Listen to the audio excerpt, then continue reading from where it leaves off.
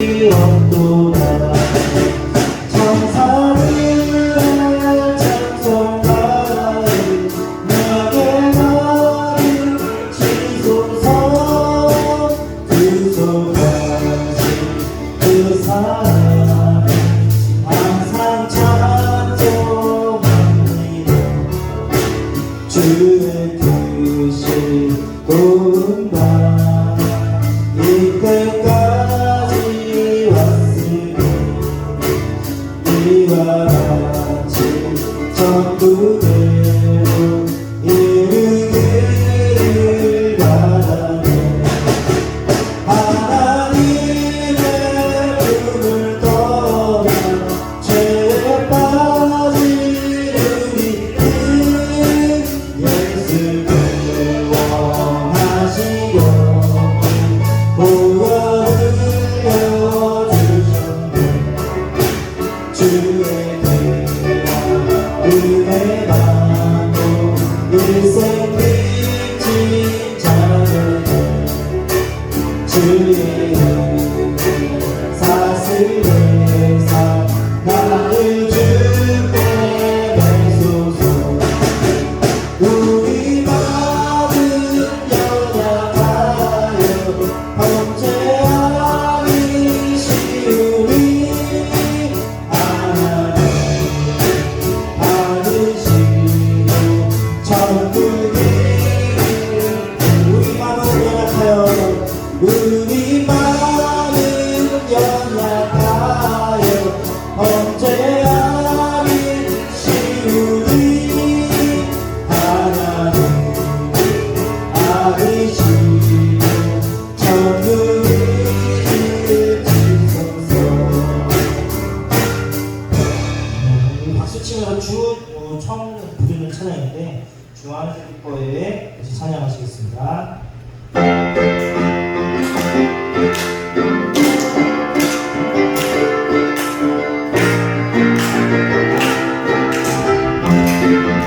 주 안에서 기뻐해 주 안에서 기뻐해 주 안에서 기뻐해 주님 주신 기쁨으로 기뻐하라 주 안에서 기뻐해 주 안에서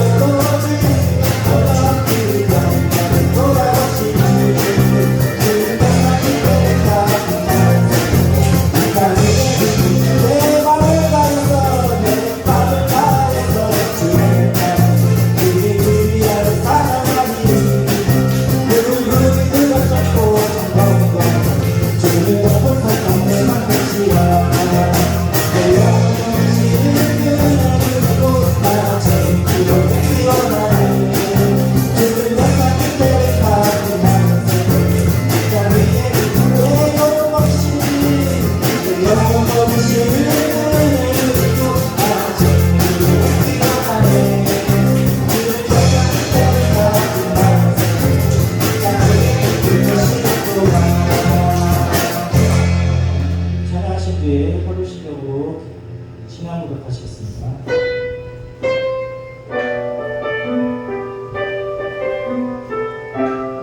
처음 배우는 찬양이지만 앞에 있으면 같이 따라하시면 좋겠습니다. 내게로부터 눈을 들어 주를 보고 싶어. 내게로부터 눈을 들어 주를 보기 시작할 때 주의 이름 보면 내 자만 돌이키사 하늘에 기쁘게 하네. 주님을 볼 때 모든 시선은 주님께 드리고 살아계신 하나님을 느낄 때 내 삶을 위해 역사가 되고 하나님이 일하기 시작한 내게로부터 눈을 들어 주를 보기 시작할 때 주의 이름 보면 내 자만 내 자만 돌이키사 하늘에 기쁘게 하네. 주님을 모든 시선을 주께 드리고 모든 시선을 주께 드리고 살아계신 하나님을 느낄 때내 삶은 주의 역사가 되고 하나님이 일하기 시작 성령이 나를 변화시켜 성령이 나를 변화시켜 모든 사라질 때 주의 이름 부르네.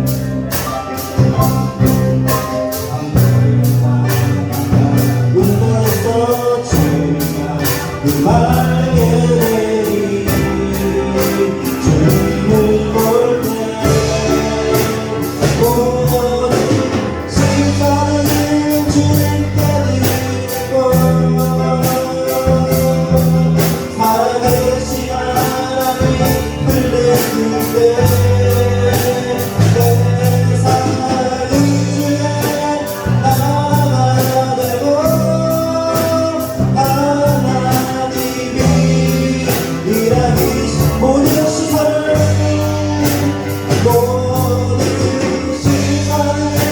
주님께 드리고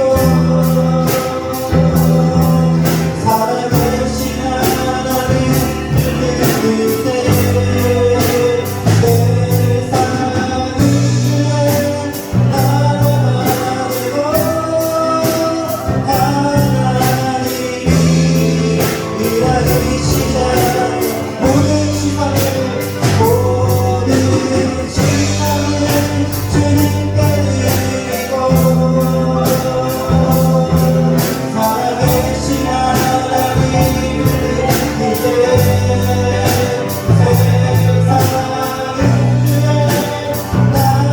나라가 되고 하나님이 일하기 시작하네.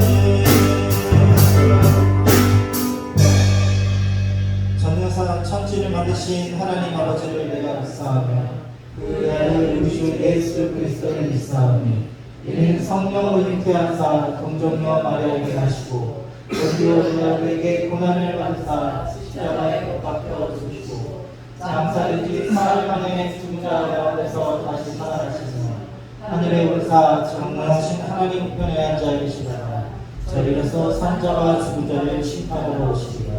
성령을 믿사하며 거룩한 공예와 성도가 서로 교통하는 것과 죄를 사하여 주시는 것과 몸이 다시 사는 것과 영원히 사는 것을 믿사옵나이다. 아멘. 찬양하신 뒤에 기도하시겠습니다.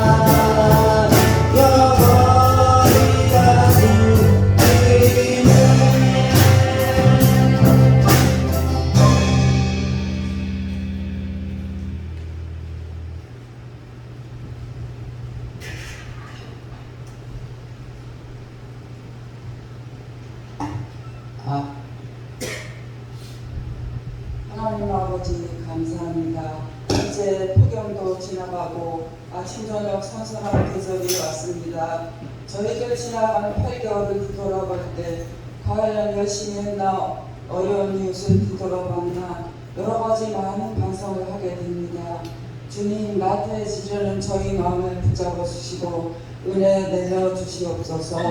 우리 교회에 들어오는 권사님들, 집사님들, 청소년들, 모든 성도님들 특별한 건강으로 지켜주시고 타의 모범이 되고 올바른 신앙인으로 살아갈 수 있도록 지켜주시옵소서.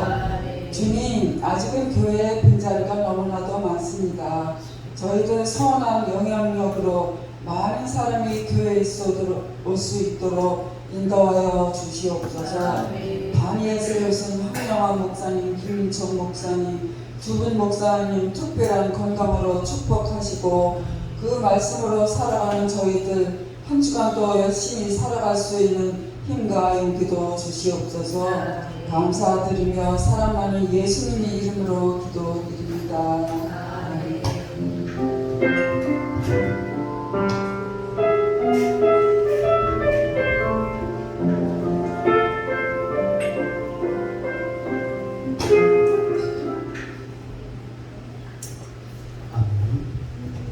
하나님의 말씀은 로마서 10장 11절 15절 말씀입니다. 로마서 10장 11절 15절 말씀 함께 교독을 하도록 하겠습니다. 제가 앉아 여러분을 읽겠습니다. 성경이 이르되 누구든지 그를 믿는 자는 부끄러움을 당하지 아니하리라 하니 유대인이나 헬라인이나 차별이 없습니다. 한 분이신 주께서 모든 사람의 주가 되사 그를 부르는 모든 사람에게 부여하시도다. 누구든지 주의 이름을 부르는 자는 구원을 받으리라. 그런즉 그들이 믿지 아니하는 이를 어찌 부르리요 듣지도 못한 이를 어찌 믿으리요 전파한 자가 없이 어찌 들으리요. 함께 읽겠습니다. 보내심을 받지 아니하였으면 어찌 전파하리요 기록된 바 아름답도다 좋은 소식을 전하는 자들의 발이여 함과 같으리라. 아멘. 오늘 말씀의 제목은 이 전하면 구원의 역사는 일어납니다. 이제 지난주에 어떻게 구원받습니까? 라는 이 제목으로 말씀을 나누었습니다. 이 복음은 들으면 누구나 이해할 수가 있습니다. 어쩌면 너무 쉬워서 사람들이 선뜻 믿지 못하는 것인지도 모르겠습니다.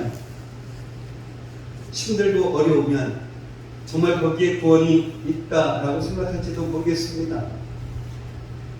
그렇게 힘들고 어려운 구원을 얻는다라고 하면 자랑할 것이 참 많을 것 같습니다. 그리고 구원받지 못하는 사람들을 내려다보면서 이 우월감도 느낄 것입니다. 어느 백화점에서 잘 팔리지 않는 이러한 물건이 있어서 세일을 했다라고 합니다. 그런데 스님들의 반응이 전혀 없다라고 합니다.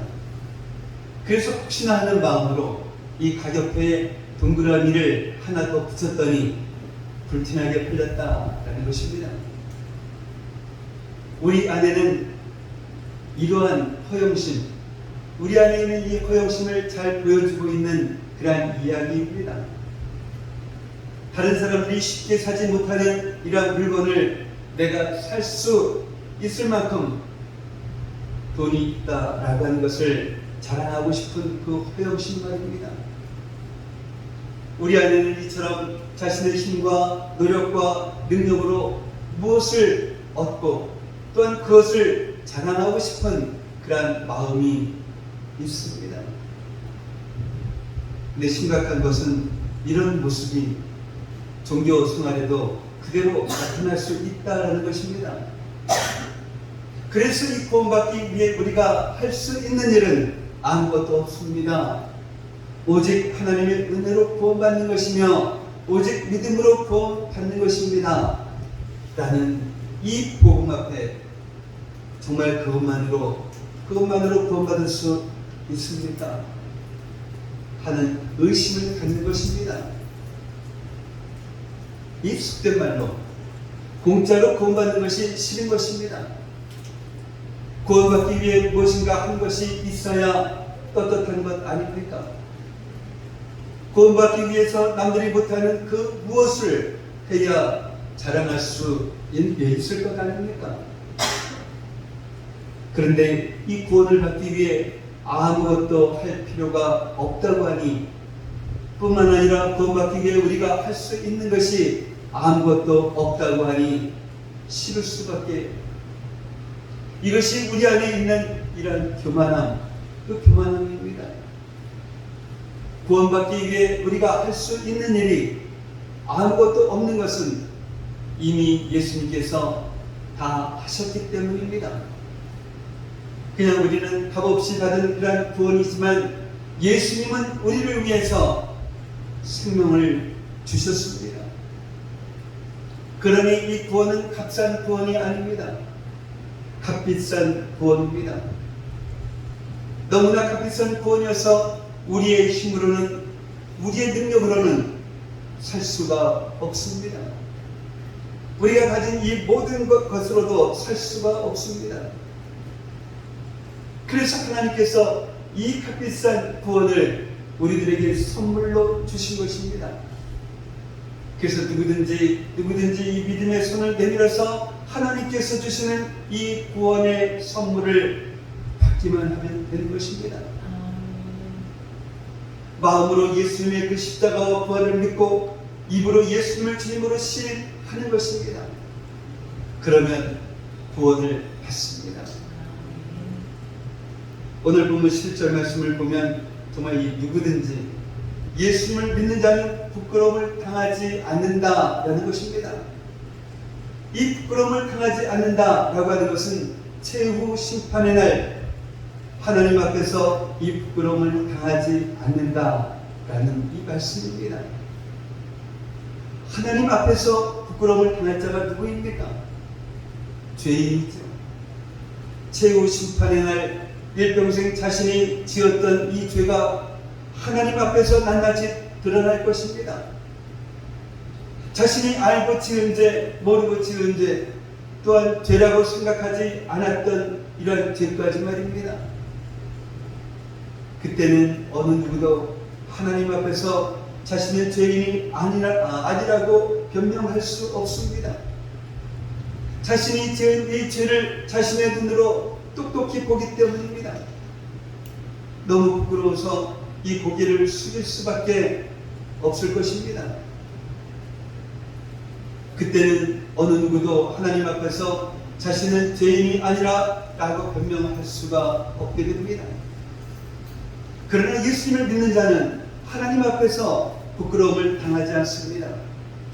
예수님께서 십자가에서 흘리신 그 피가 우리의 모든 죄를 다 씻어 주셨기 때문입니다. 하나님 앞에서 부끄러움을 당하지 않기 위해서 때로는 사람들 앞에서 이 부끄러움과 멸시를 당할 수 있습니다. 초대교회 성도들이 그랬습니다. 그들은 예수님을 주님으로 믿기 시작한 그 순간부터 다른 것을 주님이라 고백할 수 없었습니다. 로마 황제의 신상 앞에서 황제는 주님이십니다. 이 한마디만 하면 부끄러움과 멸시와 핍박을 당하지 않습니다. 그러나 이제는 그럴 수가 없었습니다. 왜냐하면 예수님만이 주님이시기 때문입니다. 두 주인을 섬길 수가 없기 때문입니다. 실제로 이 로마 당국이 그리스도인을 핍박할 때 사용했던 방법이 바로 그것이었습니다. 그리스도인이라고 의심되는 사람들을 황제의 신상 앞으로 끌고 갔습니다. 그리고 황제를 주님이라고 고백하게 했습니다. 황제를 주님이라고 고백하면 풀어주었고, 황제를 주님이라고 고백하지 않으면 모진 핍박을 가했습니다. 심지어 죽이기까지 했습니다. 사람 앞에서 이 부끄러움을 당하지 않는 그런 방법은 아주 간단합니다. 예수님을 주님이라 시인하지 않으면 됩니다. 그러면 사람 앞에서, 세상 앞에서는 부끄러움을 당하지 않습니다. 그러나 사람 앞에서 부끄러움을 당하지 않으려고 예수님을 주님으로 시인하지 않는 사람은 최후 심판의 날 하나님 앞에서 부끄러움을 당하게 됩니다. 하나님 앞에서 부끄러움을 당하는 것은 사람 앞에서, 세상 앞에서 부끄러움을 당하는 것과 비교할 수 없는 그런 일입니다. 그것은 아주 영원한 심판을 의미하기 때문입니다. 예수님의 말씀을 기억하시기 바랍니다. 마태복음 10장 32절로 33절 말씀입니다. 함께 보겠습니다. 누구든지 사람 앞에서 나를 시인하면 나도 하늘에 계신 내 아버지 앞에서 그를 시인할 것이요 누구든지 사람 앞에서 나를 부인하면 나도 하늘에 계신 내 아버지 앞에서 그를 부인하리라. 아멘. 사랑하는 성도 여러분, 사람 앞에서의 이 부끄러움은 잠시입니다. 세상에서의 부끄러움은 잠시입니다. 그러나 하나님 앞에서의 이 부끄러움은 영원합니다. 사람 앞에서 부끄러움을 당하지 않으려고 하다가, 세상에서 핍박을 받지 않으려고 하다가 하나님 앞에서 부끄러움을 당하는 자가 되면 안 됩니다. 어떠한 일이 있어도 어느 누구 앞에서도 예수님을 주님으로 시인하십시오. 어떤 부끄러움과 멸시를 받는다 해도, 어떤 희생을 감수하서라도 예수님만이 나의 주님이심을 시인하십시오. 우리 안에는 사람 앞에서 이 부끄러움을 당하고 세상에서 핍박을 받는 것에 대한 두려움이 있습니다. 그러나 오늘 본문은 이렇게 말씀하고 있습니다. 12절 중간에 보시면 한 분이신 주께서 모든 사람의 주가 되사 그를 부르는 모든 사람에게 부요하시로다 라고 말합니다. 예수님은 당신을 주님으로 고백하는 이 사람들을 사람 앞에서 부끄러움을 당하지 않게 하실 수 있습니다. 또 그렇게 하신 분이십니다. 그러나 예수님을 믿는 것 때문에 사람 앞에서 부끄러움을 당할 때가 있습니다. 예수님을 주님으로 시인하는 것 때문에 이 부끄러움을 피하지 못할 그런 상황도 있습니다. 이 신앙생활을 하다 보면 그런 결정적인 순간을 만나게 됩니다. 그러나 걱정하지 마십시오. 미리 두려워하지 마십시오. 예수님을 주님으로 고백하는 것 때문에 이 부끄러움을 당해야 하는 그런 순간이 오면 주님은 우리에게 그 상황을 넉넉히 이길 수 있는 그런 은혜를 부어주십니다. 오히려 예수님 때문에 사람들에게 부끄러움을 당하고 예수님 때문에 세상에서 핍박을 받는 것이 기쁨이 되게 하십니다. 우리에게 그러한 은혜를 주시겠다라는 것입니다. 그 은혜로 말미암아 우리는 어떤 부끄러움과 핍박 앞에서 평안함과 담대함으로 예수님을 주님으로 시인할 수가 있게 되는 것입니다. 이 스데반 집사님은 자신을 죽이려고 거짓으로 증언하는 이 사람들 앞에서 그 얼굴이 천사의 얼굴과 같았다라고 말씀합니다. 뿐만 아니라 돌을 던져서 자신을 죽이려고 하는 자들을 위해서 이 죄를 그들에게 돌리지 말라라고 기도를 했습니다. 이것은 사람의 힘으로, 사람의 노력으로 되는 것은 아닙니다. 주님이 주시는 그 은혜가 아니면 불가능한 일입니다. 예수님을 시인하지 않으면 스데반 집사님은 부끄러움을 당하지 않았을 것입니다. 돌에 맞아 죽을 일도 없었을 것입니다. 그러나 그럴 수가 없었습니다. 예수님은 주님이신데, 예수님만이 구원자이신데 어떻게 그 예수님을 부인할 수가 있겠습니까? 스데반 집사님은 어떤 부끄러움, 어떤 핍박, 심지어는 죽음 앞에서도 예수님을 시인했습니다. 예수님께서 풍성한 은혜를 부어주셨기 때문입니다. 그 은혜가 얼마나 풍성한지 이 죽음 앞에서도 천사의 얼굴과 같았습니다. 그 은혜가 얼마나 놀라운지 죽어가면서도 자신을 죽이는 자들을 위해서 기도까지 했습니다. 예수님을 주님으로 시인하는 자들을 위해서 준비하신 이 풍성한 은혜가 있습니다.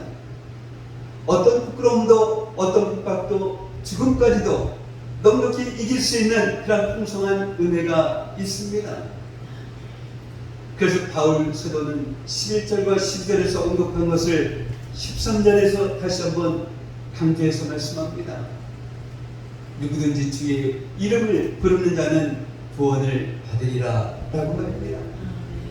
즉 누구든지 예수님을 주님으로 시인하면 구원받는 것, 바로 이것이 복음인 것입니다. 유대인이나 헬라인이나 차별이 없습니다. 나라와 민족 차별이 없습니다. 빈부, 귀천, 남녀노소 차별이 없습니다. 이 마음으로 예수님을 믿고 입으로 예수님을 주로 시인하면 바로 그 구원을 받습니다.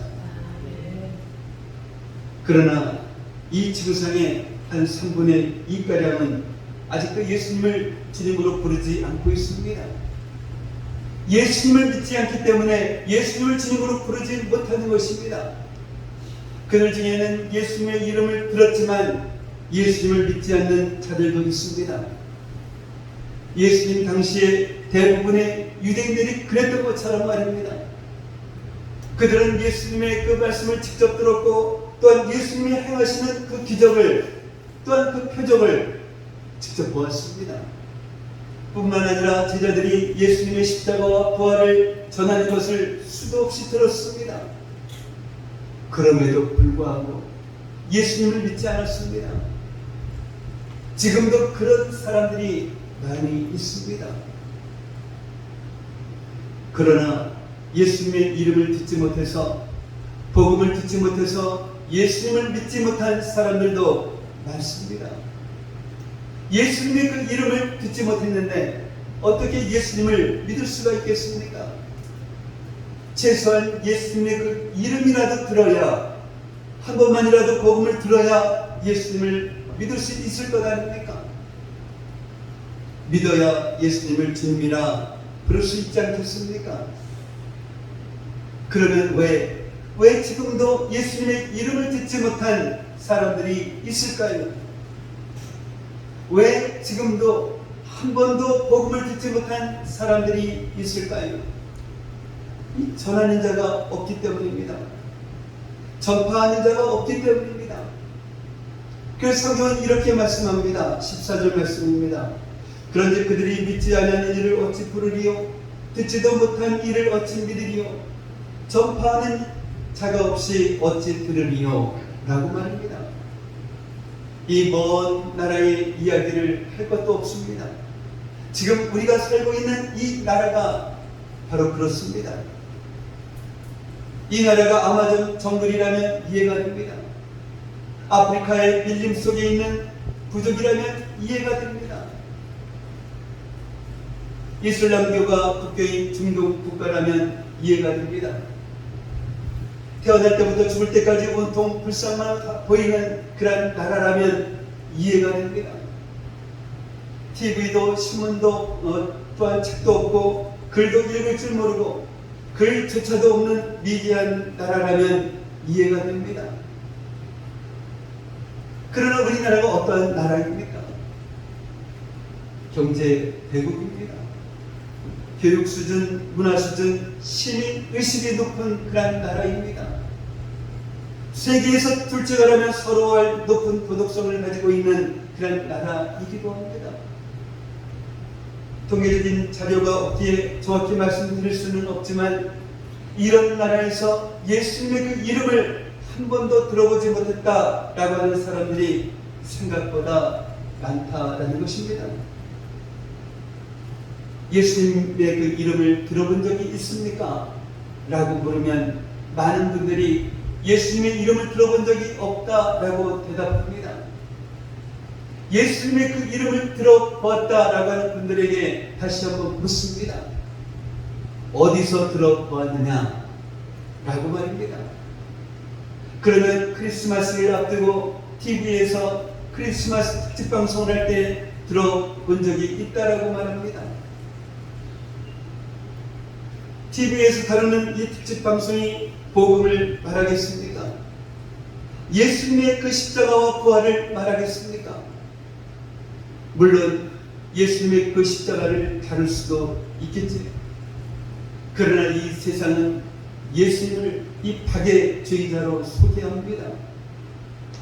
나라와 민족의 그 이기심을 초월해서 온 인류가 평등하게 서로 사랑하며 살아야 한다라고 가르쳤고, 또 그렇게 살다가 십자가에서 죽었다라고 말입니다. 물론 이것도 예수님의 그 가르침의 그 일부분이었습니다.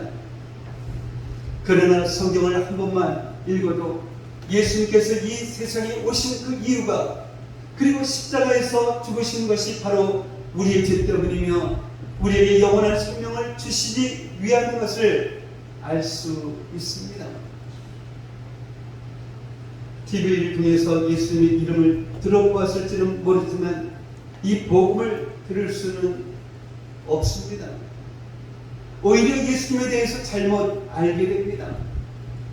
그래서 전파하는 자가 있어야 합니다. 전파하지 않으면 예수님의 그 이름을, 또한 복음을 한 번도 듣지 못하고 죽을 사람이 우리 주변에 얼마나 많은 줄 모릅니다. 그러면 누가 전해야 합니까? 15절 전반절 말씀을 보면 하나님께서 보내신 자가 전파하는 자가 되어야 합니다. 그럼 누가 하나님께서 보내신 자입니까? 목사나 선교사입니까? 아닙니다. 예수님을 믿는 모든 자들이 하나님께서 보내신 자입니다. 바로 우리들입니다. 베드로전서 2장 9절 말씀 한번 보겠습니다. 읽겠습니다. 너희는 택하신 족속이요 왕같은 제사장들이요 거룩한 나라요 그의 소유가 된 백성이니 이는 너희를 어두운 데서 불러내어 그의 기이한 빛에 들어가게 하신 이는 아름다운 너를 선포하게 하려 하시니라. 아멘. 아멘. 이 아름다운 덕은 예수님의 그 십자가와 부활과 복음입니다. 성경은 분명하게 말씀하고 있습니다. 하나님께서 구원하시어 하나님의 백성이 된 자는 하나님께서 사망의 어두움에서 불러내어 영생의 빛으로 들어가게 하신 자는 하나님께서 보내신 자들이라고 말입니다. 예수님을 시인하여 구원받은 사람은 한 사람도 예외 없이 예수님을 전해야 할 보냄받은 자들입니다. 바로 여러분들입니다. 여러분의 가정에, 여러분의 직장에, 또한 여러분의 학교에 아직까지 예수님을 믿지 않는 사람이 있습니까? 그렇다라고 하면 하나님께서 여러분을 그곳에 보내주신 것입니다. 그들에게 예수님의 이름을 전하라 라고 보냄받은 자들입니다. 이런 말씀을 들을 때 자신과 상관없는 그런 이야기로 들으시는 분들이 있습니다. 가족 정도라면 모를까? 그 이상은 저에게 요구하지 마십시오. 이러한 태도로 말입니다. 한편으로는 그런 분들의 마음이 이해가 됩니다. 전도가 중요하다라는 것은 알지만, 그것이 예수님의 명령이라는 것은 알지만, 성격상 다른 사람들에게 말을 건네는 것을 못하는데 어떻게 하느냐라는 것입니다. 맞습니다. 너무나 내성적이고 심지어는 대인 기피증을 가지고 계신 분들은 정말 그럴 것입니다. 사람을 만나서 말을 하려고 하면 이 현기증이 나고 이 속이 울렁거리는 것을 어떻게 하겠습니까? 그런 사람이 전도한다라고 하는 것은 사람의 생각으로는 불가능한 것처럼 느껴집니다. 그러나 그런 분들에게 진지하게 한번 묻고 싶습니다. 그러한 문제를 가지고 기도해 보신 적은 있습니까? 저에게 힘을 주세요. 또한 능력을 주세요. 그래서 부족한 저도 예수님의 증인이 되게 해달라라고 기도해 보신 적이 있습니까? 이렇게 기도할 때 하나님이 보실 때 얼마나 아름다운 기도가 되겠습니까?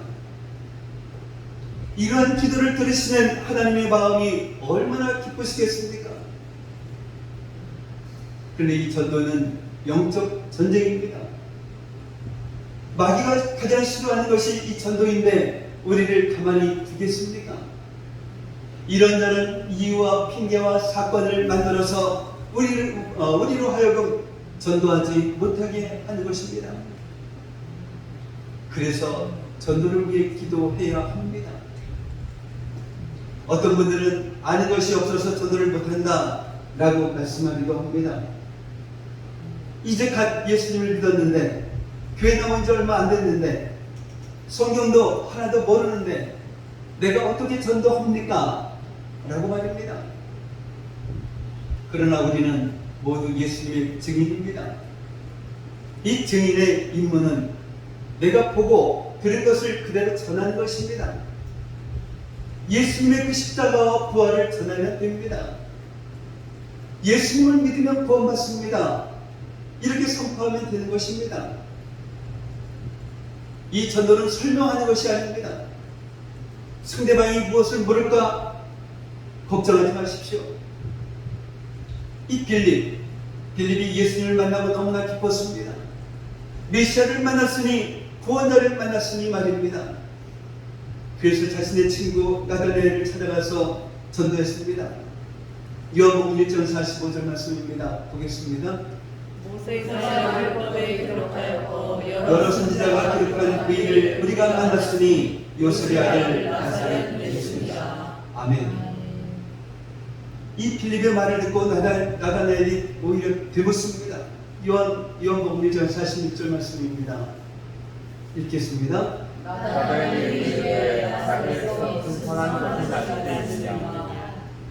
이때 빌립이 무엇이라 대답을 했을까요? 이렇게 상대방이 전도할 때, 상대방이 물어볼 때 무엇이라 대답을 해야 할까요? 빌립이 딱 한마디만 했습니다. 와 보라, 와 보라. 여러분들도 전도할 때 누가 이것저것 물어보거든 이 빌립처럼 말씀하십시오. 와서 보라, 와 보라. 그러면 됩니다. 설명을 잘해서 교회에 나오고 설명을 잘못해서 예수님을 믿게 되는 것이 아닙니다. 성령이 역사하시면 이 어눌한 말 한마디를 듣고도 교회에 나오고 예수님을 믿는 것입니다. 그래도 상대방이 자꾸만 물어보거든 교회에 오면 목사님께서 자세하게 설명해 주실 것이다 라고 대답하십시오. 전도하는 일에는 이 수고가 뒤따릅니다. 15절 후반절 말씀을 보면 아름답도다 좋은 소식을 전하는 자들의 반이여. 이 구절은 이사야 52장 7절 말씀을 인용한 그런 말씀입니다. 이사야 선지자는 바벨론에 의해서 멸망당하고 포로가 된 이스라엘 백성에게 해방의 날이 올 것이다 라고 하는 이 소식을 전하는 전력의 발이 아름답다 라고 말씀하고 있는 것입니다. 이 포로가 된 백성에게 이보다 더 큰 기쁜 소식이 어디에 있겠습니까? 이 복음이라고 하는 단어 자체가 바로 그런 뜻입니다. 이 전쟁이 일어났습니다. 나라의 건장한 남자들은 모두 전쟁터에 나갑니다. 전쟁에 패한다 라고 하는 것은 대부분의 남자들이 죽거나 포로로 끌려가는 것입니다. 어디 남자뿐이겠습니까? 여자들도 포로로 끌려갑니다. 나라의 주권을 빼앗기는 것입니다. 모든 백성들이 이 전령을 기다리고 있습니다. 드디어 멀리서 전령이 달려오는 모습이 보입니다. 거친 숨을 몰아치며 전령이 외칩니다. 여러분, 우리가 이겼습니다. 이것이 복음입니다. 성경은 이 복음을 전하는 그 발이 아름답다라고 말씀하고 있습니다. 이사야 52장 7절에서는 산을 넘는 발이 어찌 그리 아름다운가 라고 말씀하고 있습니다. 이 좋은 소식을 전하기 위해서 걷거나 뛰는 것이 일반적이었던 그 시대를 생각하면 왜 발이 아름답다라고 했는지 이해가 됩니다. 그렇습니다. 수고 없이 복음을 전할 수는 없습니다. 복음을 전하는 자들은 산을 넘어야 합니다. 수많은 문제와 어려움과 고난과 희생의 산을 넘어야 합니다. 왜 전도가 힘이 듭니까? 왜 전도가 어렵습니까? 전도하라 라고 하면 왜 이 마음이 무겁습니까? 이 산을 넘는 그런 수고를 하지 않으려 하기 때문입니다. 산을 넘는 그런 희생을 하지 않으려 하기 때문입니다. 우리들이 어떻게 구원을 받았습니까? 누군가가 산을 넘는 수고와 희생을 했기 때문입니다. 이 세상에서 가장 아름다운 발은 복음을 전하기 위해 수고하는 발입니다. 복음을 전하기 위해 희생하는 발입니다. 여러분의 발은 주님이 보시기에 어떤 발일까요? 부담스럽지만 두렵지만 드려야 할 말씀이 있습니다. 우리가 전도할 수 없고 또는 전도하기 싫은 그 여러 가지 이유에도 불구하고 예수님을 전파해야만 하는 그 이유는 여러분의 주변에 여러분이 전하지 않으면 일평생 예수님의 이름도 또한 복음도 듣지 못하고 멸망의 길로 갈 사람들이 있기 때문입니다. 그리고 하나님께서 그 책임을 바로 여러분들에게 물으실 것이기 때문입니다. 우리들은 하나님이 세우신 파수꾼입니다. 우리는 전파하라 라고 보내심을 받은 자들입니다. 우리가 할 일은 예수님의 그 이름을 전파하는 것입니다. 우리가 전파하는 그 복음을 듣고 비웃으며 졸업하는 자들도 있을 것입니다. 그러나 우리가 전파하는 예수님의 그 이름을 믿고 구원받은 그런 자들도 있을 것입니다. 그렇습니다.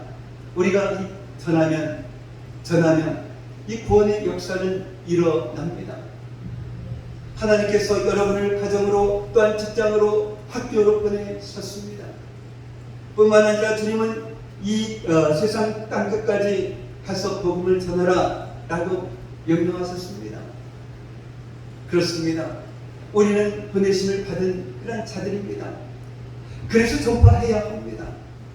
우리가 전파하면 반드시 이 듣는 자들이 있을 것입니다. 듣고 예수님을 믿는 자들이 있습니다. 예수님을 믿고 예수님을 주님으로 부르는 자들이 있습니다. 입을 열어 예수님을 전합시다. 전하면 이 구원의 역사가 일어납니다.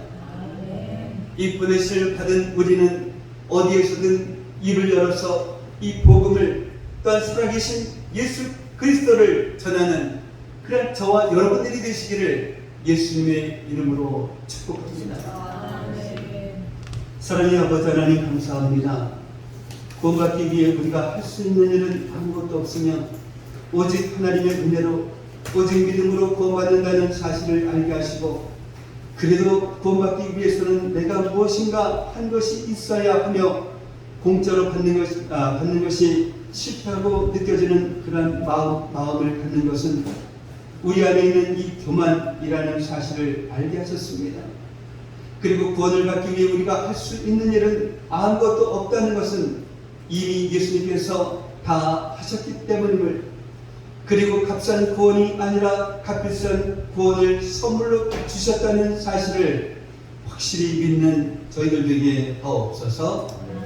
마지막 날에 하나님께서 부끄러움을 당하지 않기 위해서는 구원의 소식을, 구원의 복음을 예수님을 알지 못하는 이들에게 전하는 것이며, 누구든지 사람 앞에서 나를 시인하면 나도 그를 시인할 것이요 사람 앞에서 나를 부인하면 나도 그를 부인하리라 하신 주님의 그 말씀을 잊지 않고 실천하며 살아가는 저희들 되게 하옵소서. 예수님의 증인으로서 보고 들은 것을 그대로 전하는 저희들 되게 하시고, 예수님의 십자가와 부활을 전하며 예수님을 믿으며 믿으면 구원받는다 라고 하는 이 사실을 입을 열어서 선포하는 저희들 되게 하옵소서. 예수님의 이름으로 기도하옵나이다. 아멘. 참여하시면서 준비하시면 기도하겠습니다. 다 표현 못해도 다 표현 못해도 다 표현하리라 다 고백 못해도 다 고백하리라 다 알 수 없어도 다 알아가리라 다 닮지 못해도 나 닮아가리라 표현 못해도 나 표현하리라 나 고백 못해도 나 고백하리라 다 알 수 없어도 다 알아가리라 다 닮지 못해도 나 닮아가리라 그 사랑 그 가운데 그 사랑 날 그렇게 하듯이 그 사랑 그리고 놀라운지 그 사랑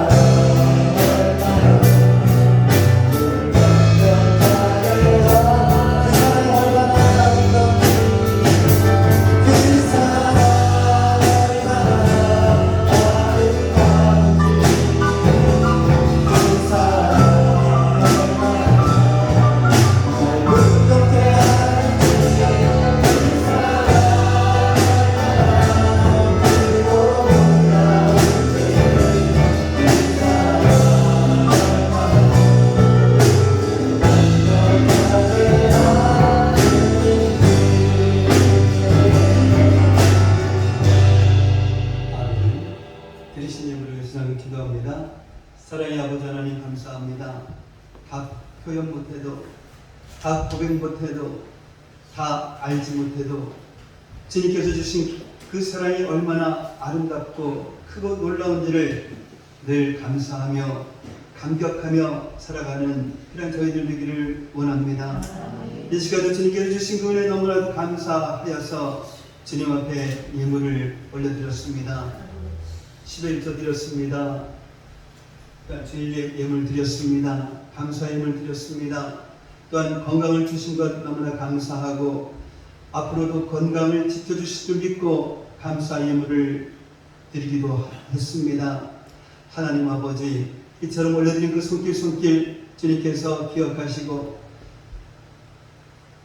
축복하여 주셔서 이 세상을 살아가기 좀더 부족함없는 그러한 삶을 살아가는 저희 성도들 되게 하시고, 우리 주변에 어떠한 그 주변에 어려운 사람을 만날지라도 저들을 그냥 지나치지 않게 하시고 저들의 손을 잡아주고 나눠주기에도 풍성한 그러한 삶을 살아가는 저희 성도들 되게 하옵소서. 또한 권사님의 그 희망대로 아들 앞으로도 늘 건강한 삶을 살아가는 그러한 권사님 되게 하옵소서. 이 시간 드려진 이 예물이 주님 안에서 온전한 예물이 되게 하여 주시옵시고, 이 예물이 사용되어지는 곳곳마다 놀라운 주님의 역사가 일어나게 하여 주시옵소서. 감사하며 축복하며 예수님의 이름으로 기도하옵나이다. 아멘. 오늘 함께 예배드리신 여러분을 예수님의 이름으로 환영하고 축복을 합니다. 다음 주 기도는 이옥주 집사님 준비하시기 바랍니다. 이번 주에 배고기 정도님 손목 수술이 예정되어 있었지만은 다시 확인해 보니까 이게 안 해도 된다라고 합니다. 할렐루야. 그래서 이 기부스만 이렇게 하고 이렇게 올 수, 다닐 수 있게 되었습니다. 이달은 명절이 있는 달입니다. 미리미리 기도를 준비하시고 하나님을 기쁘시게 하는 그러한 여러분 되시기를 바랍니다.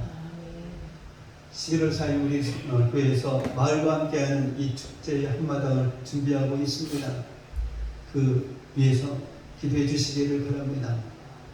그 아동센터에 있는 아동들이 이렇게 배우고 그 실력을 뽐낼 수 있는 그러한 장을 만들려고 합니다. 잘 할 수 있도록 여러분들의 그 기도 부탁을 드리겠습니다. 다른 방법 없으시면 다 같이 일어나셔서 찬송가 620장 부르시고 난 후에 특별로서 예배를 마치도록 하겠습니다.